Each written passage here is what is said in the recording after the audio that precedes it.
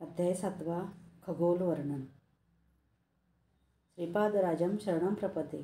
खगोल वर्णन. श्रीपाद श्री वल्लभ चरित्रामृताचा महिमा. पहाटे श्री त्रिमूलदासांनी आपले आने कुरकून सांगण्यास सुरुवात केली. ते म्हणाले, अरे शंकर भट्टा, श्रीपाद श्री वल्लभांचे दिव्य चरित्र अद्भुत, अतर्क्य व अपूर्व असे आहे. तुझ्यावर त्यांचा अपार स्नेह असल्याकारणाने त्यांचे दिव्य चरित्र लिखाण करण्याचे महत्भाग्य तुला लाभले आहे. असा हा दिव्य योग श्रींच्या संकल्पाने तुला लाभला आहे. श्रीपादाचे एकाच वेळी अनेक ठिकाणी प्रकट होणे. नरसावधानी मृत्युमुखातून बाहेर पडल्यावर त्यांच्यातील आकर्षण शक्ती क्षीणावली. पूर्वी साधना करीत असताना ज्या मनुष्याचे ते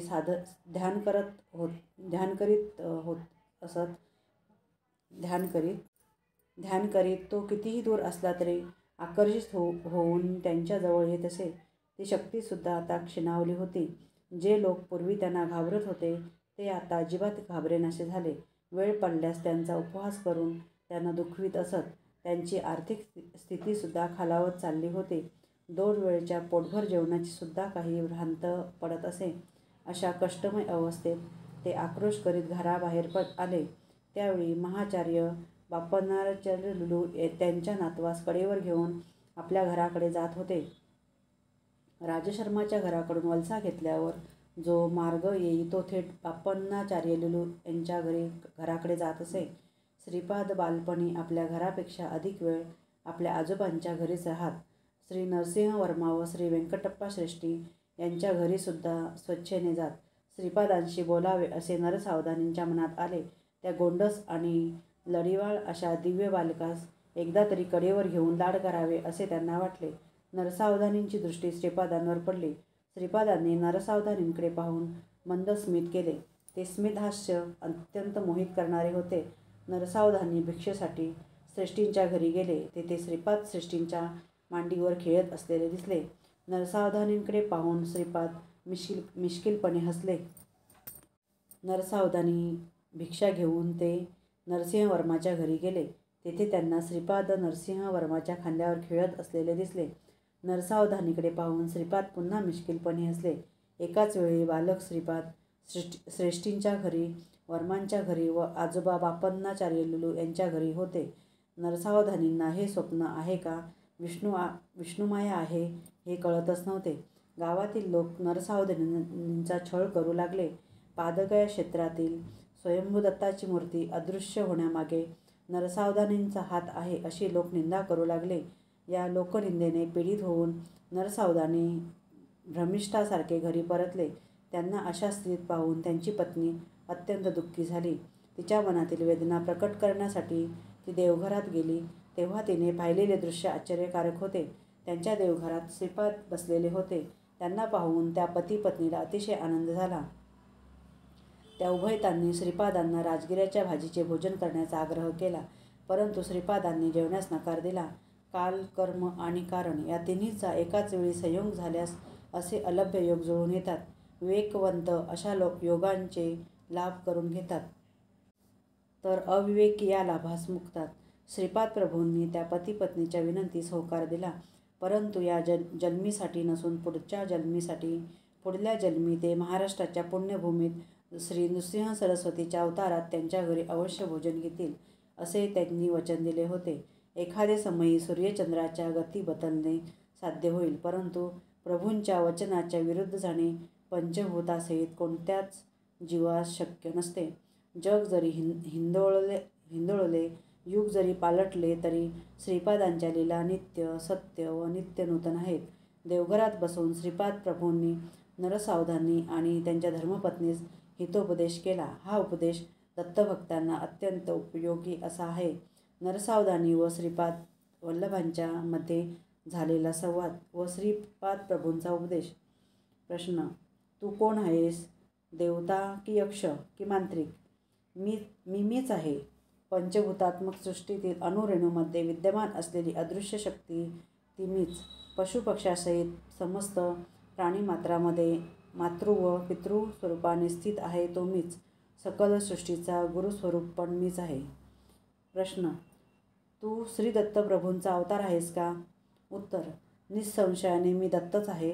तुम्ही शरीरधारी असल्याने तुम्हाला माझी ओळख पटण्यासाठी मी शरीर धारण केले आहे. वास्तवात मी निराकार व निर्गुण आहे. प्रश्न. म्हणजे तुला आकार व गुण नाही एवढेच ना? उत्तर. निराकार असणे सुद्धा एक आकारच आहे. तसेच निर्गुण असणे हा देखील एक गुणच आहे. साकार व निराकार, सगुण व निर्गुण यांचा आधार तो मीच आहे आणि त्याच्या पलीकडे आहे असे जाणं. प्रश्न. सर्वस्व तूच असताना प्राणीमात्रांना सुखदुःख का संभवतात? उत्तर. तुझ्यात असलेला तू जीव आहेस व तुझ्यात असलेला मी परमात्मा आहे. तुझ्यात कर्तृत्व भावना असेपर्यंत तू मी होऊ शकत नाही.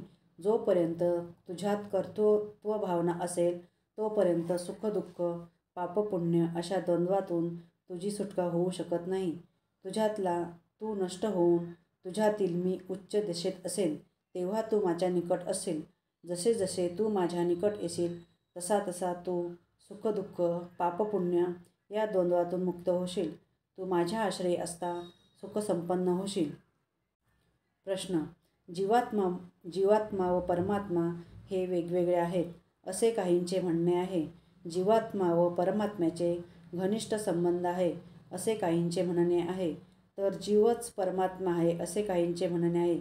यातील खरे काय? उत्तर. तू वेगळा व मी वेगळा अशी भिन्नत्वाची भावना असली तरी हरकत नाही. तुझ्यातला अहंकार नाश पावल्यावर आपण दोघे द्वैतात स्थित असता आनंदाची प्राप्ती होईल. माझ्या अनुग्रहामुळे सगळे चालत असून तू केवळ निमित्त मात्र आहेस. या तत्वाचे अनुसरण केल्याने सुद्धा आनंद स्थितीस पावशील. मोहाचा क्षय झाल्याने द्वैत स्थितीमध्ये असताना सुद्धा तू मोक्षसिद्धी पावशील. तुझ्यात आणि माझ्यात अत्यंत सामिप्य असताना मी तुझ्याद्वारे स्वतःस व्यक्त करतो.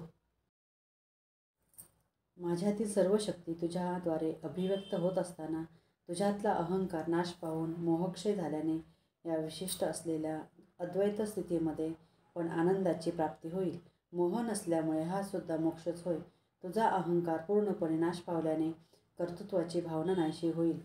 तुझ्यात तू नसून केवळ मी असलेल्या त्या स्थितीत मनाच्या कल्पनेने आकलन न होणाऱ्या ब्रह्मानंदाचा अनुभव करत असतो. म्हणून अद्वैत स्थितीत असला तरी मोक्षप्राप्ती करू शकतो. द्वैत स्थितीत असला तरी, विशिष्ट द्वैत किंवा अद्वैत स्थितीत असला तरी मोक्षसिद्धी, ब्रह्मानंद स्थिती मात्र एकच. ती स्थिती मन वाचा यास अगोचर आहे, केवळ अनुभवाने जाणले जाते. प्रश्न. अवधूत स्थितीत असलेले काही जण ते स्वतः ब्रह्म असल्याचे सांगतात. तर तू अवधूत आहेस का? उत्तर. नाही, मी अवधूत नाही, मी ब्रह्म आहे आणि ब्रह्म सर्वस्व असल्याचे अवधूतांचे अनुभव आहेत. तर मी ब्रह्म असून मी सर्वार्थयामी असल्याची स्थिती माझी आहे. प्रश्न. तरी या किंचित भेदाचे रहस्य मला उमजलं नाही. उत्तर. समस्त संसार बंधनातून मुक्त झालेले अवधूत माझ्यात लीन होऊन ब्रह्मानंद सुखाचा अनुभव घेतात. त्यांच्यात व्यक्तित्व नाही. व्यक्तित्व नसल्याने ते संकल्परहित असतात. या सृष्टीच्या महासंकल्पात, महाशक्तीत मी आहे. जीव म्हणविणाऱ्या मायाशक्तीत पण मी आहे. माझ्यात लीन झालेले अवधूतसुद्धा तू परत जन्म घे अशी माझी आज्ञा झाल्यास त्यांना जन्म घेणे भाग आहे. संकल्पयुक्त सत्य ज्ञाननंद स्वरूप माझे आहे, तर संकल्परहित सत्य ज्ञाननंद स्वरूप त्यांचे आहे. प्रश्न. बीजास भाजल्याने परत अंकुरित होत नाही, तसेच ब्रह्मज्ञान प्राप्त करून ब्रह्ममय झालेल्यांना परत जन्म घेणे कसे बरे साध्य होईल? उत्तर.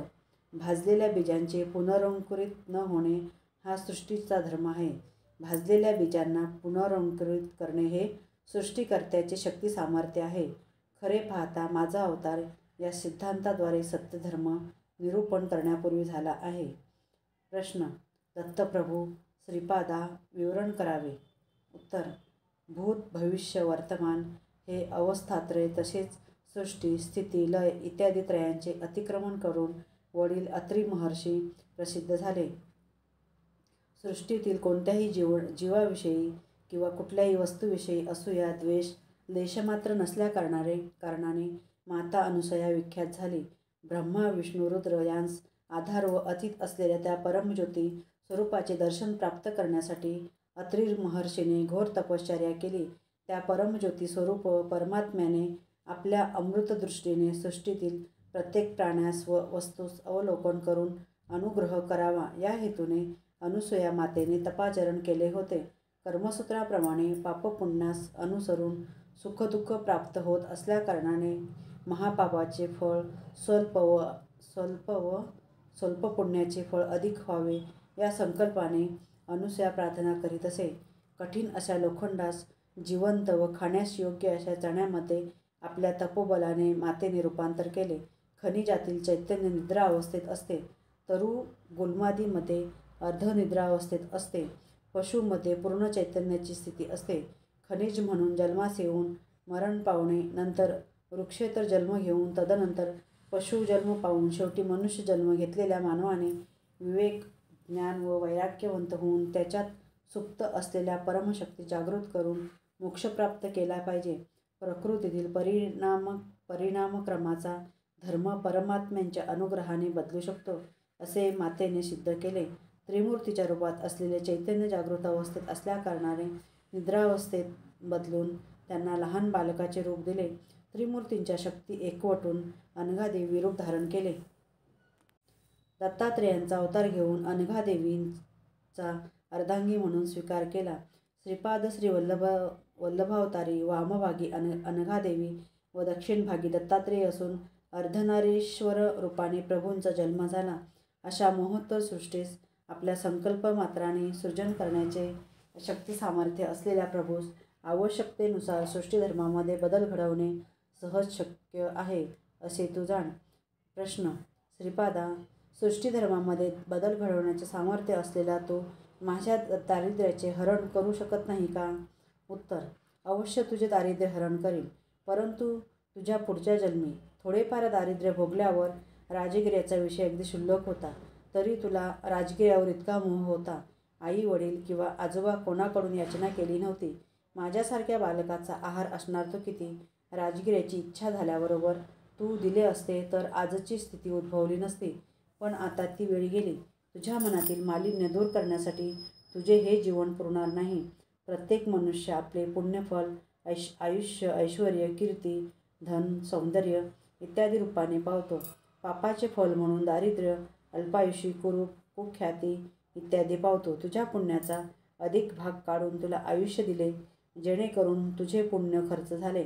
आता तुझे पाप जास्त असल्याकारणाने दारिद्र्य भोगले पाहिजे. तरी स्वयंभू दत्ताची आराधना केल्याकारणाने दारिद्र्य असते तरी 2 वेळचे अन्न तुला लाभेल, असा तुला माझा आशीर्वाद आहे. प्रश्न: हे श्रीपादा, वर्णाश्रम धर्माप्रमाणे वर्तन करावे असा शास्त्रांचा निर्धार आहे. तुमच्या आजोबांनी वैश्यांना पण वेदोक्त पद्धतीने उपनयन करता येईल असा जो निर्णय दिला तो चुकीचा नाही का? उत्तर: सत्य ऋषीश्वराच्या निर्णयात खोट शोधण्याचा प्रयत्न केल्यामुळे तुझी जिव्हा छाटून टाकली पाहिजे. आजोबा म्हणजे तुला कोण वाटतं? ते साक्षात भास्कराचार्य होत, विष्णुदत्त व सुशीला. स्वार्थ म्हणजे काय ठाऊक नसलेले परमपवित्र असे दंपती. त्यांना माझे मातापिता म्हणून जन्मास घालावे असा आदेश मी काल व कर्मदेवतांना दिला. नरसिंहवर्म्याचे पूर्वज श्री लक्ष्मी नृसिंहस्वामींचे अनन्य भक्त, सिंहाचली होत असलेल्या यज्ञयागात विशिष्ट अन्नदान केलेले पवित्र घराणे. मी पिठिकापुरी जन्म घेण्यापूर्वीपासून एका क्रमपद्धतीने ही घटना घडवून आणली. त्या 3 घराण्याशी असलेले ऋणानुबंध एका जन्मात फेडले जाऊ शकत नाहीत किंवा एका अवतार काळात समाप्त करण्यासारखे नाही. माझे वरदहस्त त्यांच्यावर वंशोवंशी असेल. माझ्या छत्रछायेत ते निश्चिंत राहतील. भक्तांस श्रीपादांचे अभय. आता माझ्याविषयी बोलायचे असले तर काहीही किंमत नसलेला राजगिरा तू मला देऊ शकला नाही. मी भोजन केल्यास लाख ब्राह्मण भोजनाचे तुला पुण्य लाभले असते. तू खरंच दुर्दैवी आहेस. धर्म कुठले, अधर्म कुठले याविषयी वाद असेल तर शास्त्राचा आश्रय घेतला पाहिजे. शास्त्राप्रमाणे आचरण करावे किंवा करू नये ह्याविषयी मीमांसा होत असेल तेव्हा निर्मळ अंतःकरण असलेले सत्पुरुषांचे म्हणणे शास्त्र ठरते. ते म्हणतील ते वेदवाक्य समान असून धर्मसंमत असते. त्यांनी अधर्माने निर्णय द्यायचा प्रयत्न जरी केला तरी धर्मदेवता त्यांना अधर्म मार्गाने परावृत्त करून धर्मसंमत असलेले निर्णय देण्यास बाध्य करते. हिंसा करणे पाप आहे असे शास्त्र सांगते. पण श्रीकृष्ण परमात्म्याच्या समक्ष झालेले युद्ध धर्मयुद्ध झाले. कौरव पांडवांचे युद्ध धर्मयुद्ध व युद्ध झालेले स्थळ धर्मक्षेत्र म्हणून प्रख्यात झाले. यज्ञ करणे पुण्य फळप्रद आहे, परंतु परमात्म्याचे स्वरूप असलेल्या शिवास आवाहन न करता केलेल्या दक्षाच्या यज्ञाचे शेवटी युद्धात रूपांतर झाले. दक्षाचे क्षीरधडा वेगळे झाले. नंतर त्याला अजाचे शिर लावण्यात आले. रोग्यास पित्तप्रकोप झाल्यास वैद्य लिंबू, आवळा इत्यादींनी उपचार करतो. शरीराचा जर एखादा भाग नासल्यास तो भाग शस्त्रास्त्राने छेदून रोगाचे निदान करतो. मी पण तसाच आहे. माझ्यात देवतांचे अंश आहेत, तसेच राक्षसांचे अंश पण आहेत. मी उन्मत्तासारखा, पिशाचासारखा, राक्षसासारखा पण व्यवहार करतो. माझ्या अंतर्गत जीवाविषयी अत्यंत करुणा असल्यामुळे तुमचे स्वभाव, तुमचे शुभाशुभ कर्म यास अनुसरून मी वर्तन करीत असतो. अनन्य शरणागत झालेल्या माझ्या भक्तांचे हात मी सोडित नाही. दूरदेशी असलेल्या माझ्या भक्तांस माझ्या क्षेत्री आणतो. ऋषींचे कुळ व नदीचे मूळ विचारू नये. आदी पराशक्ती कन्यका परमेश्वरीचे वैश्यकुळात अवतरण झाले नाही का? सिद्ध असलेल्या मुनीत वैश्यमुनी नाहीत का? ब्राह्मण, क्षत्रिय, वैश्यच नव्हे तर शूद्र जरी निष्ठेने नियम पालन करणारा असेल तर वेदोक्त उपनयनास अधिकारी आहे. उपनयन संस्काराने तिसरे नेत्र उघडले पाहिजे. अंतःकरण शुद्ध होऊन ब्रह्मज्ञानात मन मग्न झाले पाहिजे. तुझे मन शाक ज्ञानाविषयी पूर्णपणे मग्न झाले आहे. ब्रह्म हे काय बाजारात विकत मिळणारी वस्तू आहे? या जन्मी ब्राह्मण म्हणून जन्मास आलेला पुढच्या जन्मी चांडाळ जन्म पावू शकतो.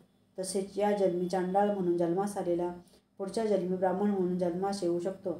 ब्रह्मवस्तू कुल, मत, देश, काल यांच्या अतीत असलेले रहस्य आहे, असे तू जाण. देव भावप्रिय असून बाह्यप्रिय नाही.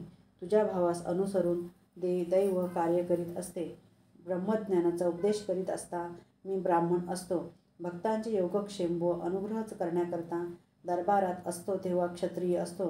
प्रत्येक जीव आपापल्या पापपुण्य कर्माप्रमाणे फळ लावतो. प्रत्येक जीवाचा लेखाजोखा माझ्याजवळ आहे. तोलून मापून पापपुण्याचे फळ वाटप करताना मी वश्य आहे. भक्तांचे कष्ट आपल्या शरीरावर घेऊन त्यांना सुख शांती प्रदान करण्याचा सेवाधर्म मी धारण केला असता शूद्र असतो. जीव मृत्यू पावल्यावर चिताग्नी देऊन त्याच्या शरीरास भस्मीभूत करून उत्तम गती प्राप्त करून देत असताना मी डोम असतो. आता तू मला सांग, मी कोणत्या कुळाचा आहे? प्रश्न. श्रीपादा, क्षमा करा, मी अज्ञानी आहे. आपण साक्षात दत्तप्रभू आहात. समस्त जीवांचा आश्रय तूच आहेस. खरे पाहता या सृष्टीची रचना कशी झाली याचे विवरण करून मला कृतार्थ करावे. लोकालोक वर्णन. उत्तर.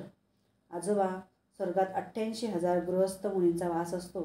पुनरावृत्ती होणे त्यांचा धर्म असून धर्मप्रचारासाठी बीजरूपाने ते विद्यमान असतात. परमात्म्यांच्या अनिर्वचनीय अशा शक्तीच्या एका स्वल्प अशा अंशाने जगात सृष्टी रचण्यासाठी ब्रह्मदेवाची उत्पत्ती झाली. परमात्म्यापासून क्रमाने सर्वव्यापी असे जल निर्माण झाले.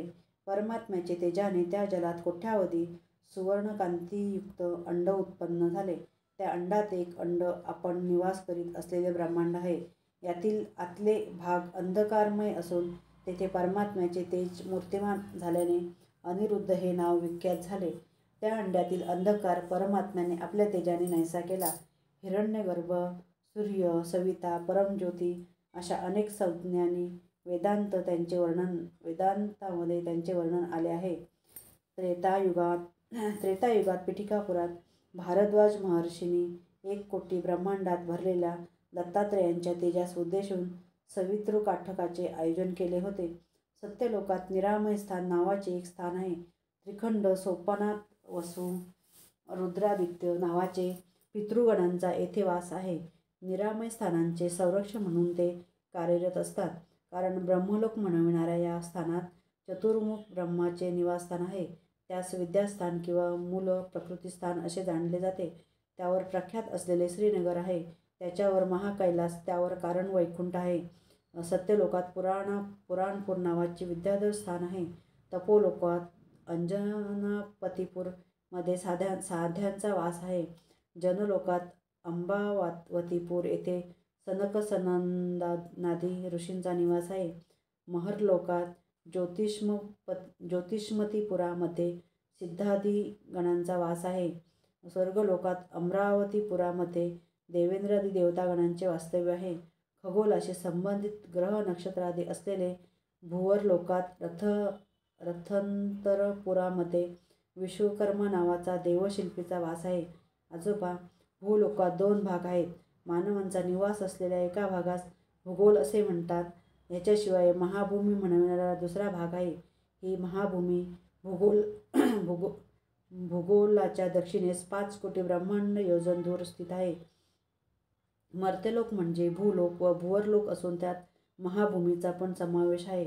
पाताळात अतल, वितल, सुतल, रसातल, तलातल, महातल आणि पाताल अशा प्रकारचे सात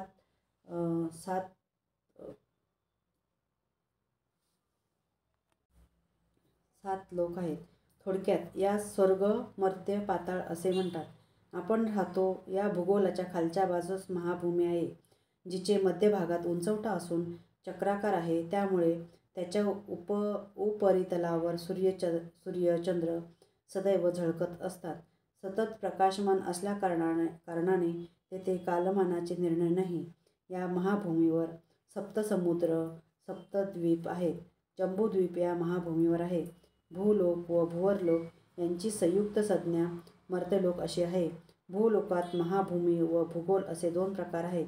सृष्टीच्या प्रारंभी समस्त लोक जलमय होते.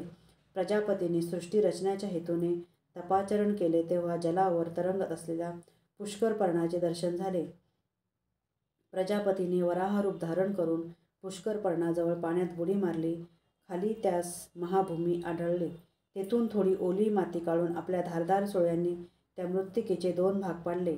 एक भाग पाण्यावर आणून पुष्करपर्णावर ठेवल्याने पृथ्वी झाली. आजोबा, ह्याला भूगोल असे म्हणतात. महाभूमीपासून भूगोलाचे अंतर 5 कोटी ब्रह्मांड योजने आहे. महाभूमीचा विस्तार 50 कोटी योजने आहे. जंबूद्वीप नावाचे द्वीप या महाभूमीवर आहे. त्याच्यात 9 खंड आहेत. देवखंडी देवता व गभस्थखंडी भूतांचा निवास आहे. पुरुषखंडी किन्नर, भरतखंडी मानव, शरभखंडी सिद्ध, गंधर्वखंडी गंधर्व, ताम्रखंडी राक्षस, शेरुखंडी यक्ष व इंदुखंडी पंत्रांगाचा निवास आहे. महाभूमीवर असलेल्या जंबूद्वीपाच्या दक्षिणेस असलेले भरतखंडी, भरतपुरी, वैवस्वत मनु, भूऋषी व मानवासमवेत राज्य करीत आहेत. महाभूमीवर जंबूद्वीप असल्याप्रमाणे भूलोकावर सुद्धा जंबूद्वीप आहे. माझा श्रीपाद श्री वल्लभावतार पीठिकापुरी होण्या अगोदर 100 वर्षापूर्वी या महाभूमीत माझे आगमन झाले. महाभूमीवर असलेल्या जंबूद्वीपाचा विस्तार 1,00,000 योजने आहे. जंबूद्वीपावर केवळ भरतखंडी, वैवस्वत मनु आहेत. इतर खंडात देवयोनीचा वास आहे. कोवळ्या उन्हासारखा प्रकाश असून तेथे दिवस किंवा रात्र याचे भेद नाही.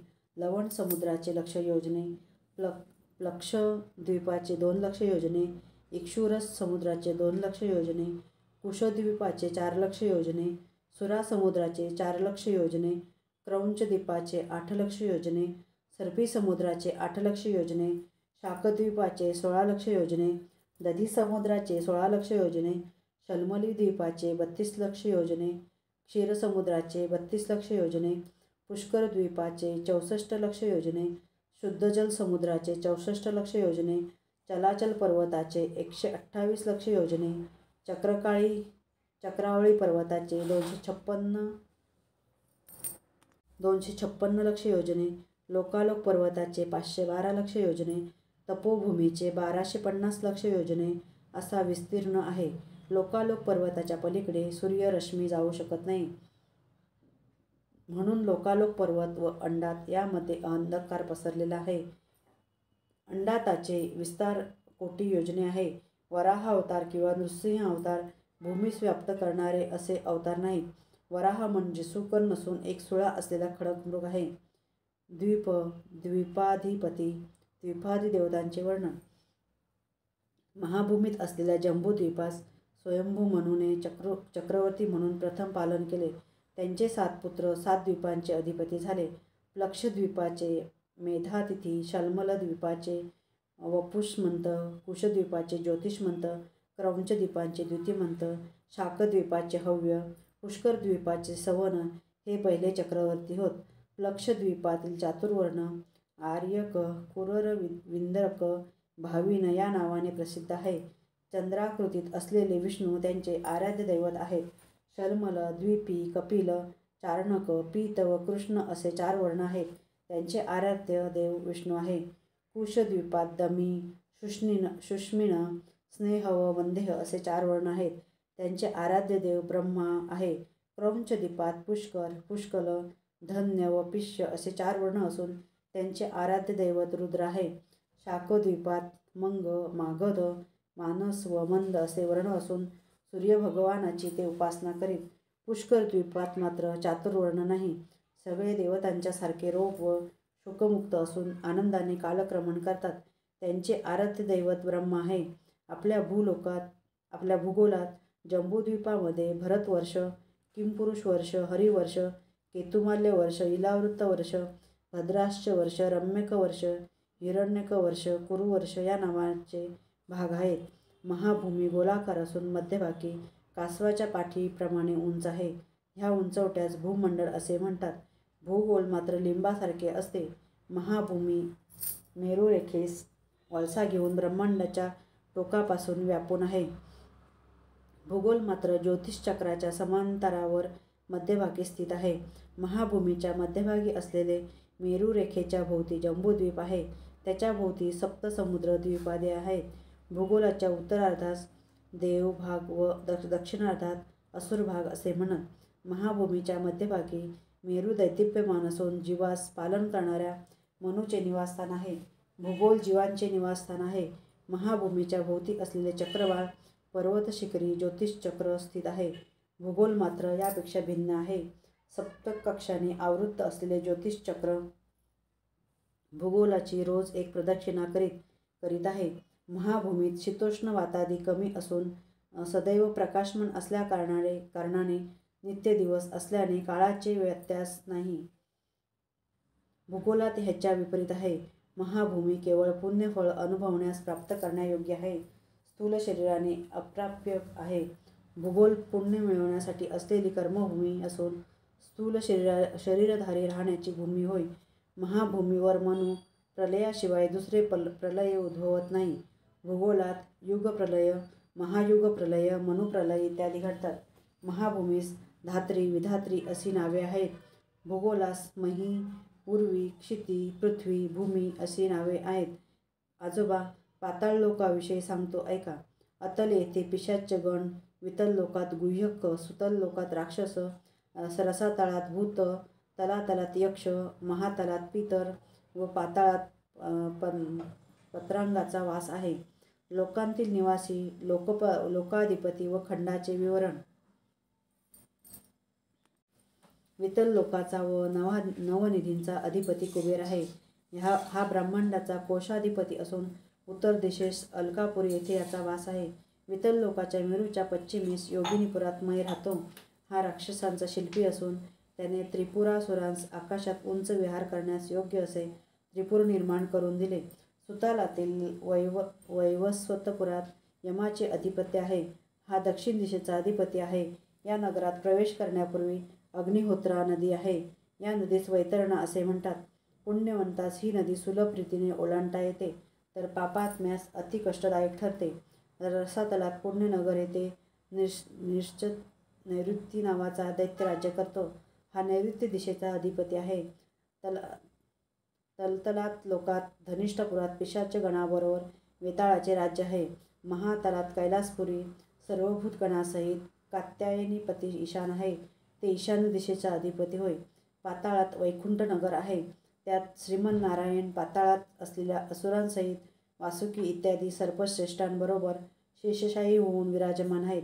त्यास श्वेतद्वीपात असलेले कार्यवैकुंठ असे म्हणत.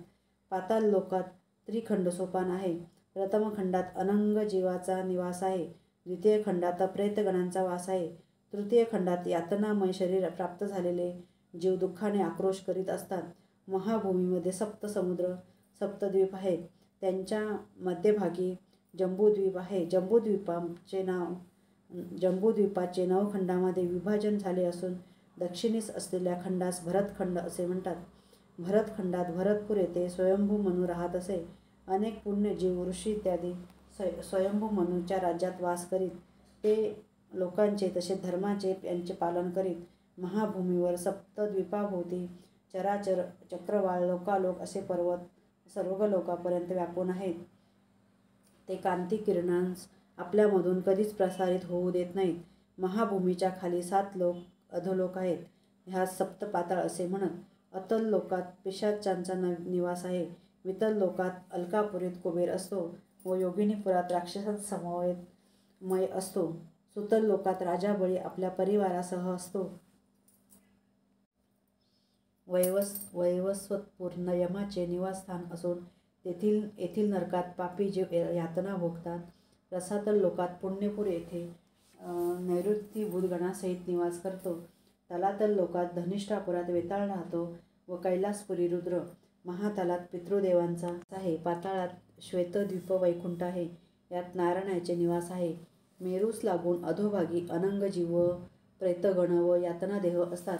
निरालंब सूच्यग्रस्थानात महापातकी असत.